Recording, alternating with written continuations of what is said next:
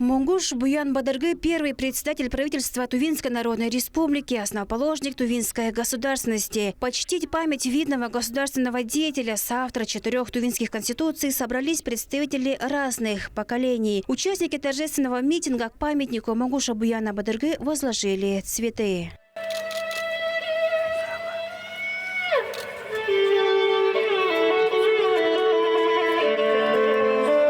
С приветственным словом выступил глава Тувы. В своей речи Владислав Ховалы отметил, что Мунгуш Буян Бадаргы оказал огромное влияние на историю тувинского народа. Буян Бадаргы вошел в историю Тувы, в нашу память как государственный и политический деятель с высочайшим чувством ответственности за судьбу своей Родины, глубоким пониманием новой эпохи, верой в счастливое будущее своего народа.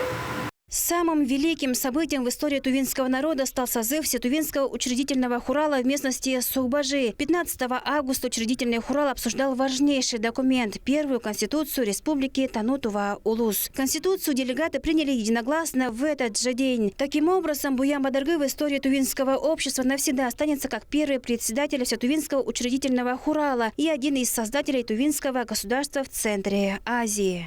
Сегодня мы отмечаем самый главный государственный праздник – это День Республики Тува и День парламентаризма. В 1921 году под руководством Буяна Бадаргы Мунгуша был проведен учредительный съезд всех народов Тувы, которые определили свое будущее, определив, что есть на карте земли Тувинская Народная Республика. Поэтому на сегодняшний день мы считаем, что наши предки сделали очень правильное решение и правильный выбор.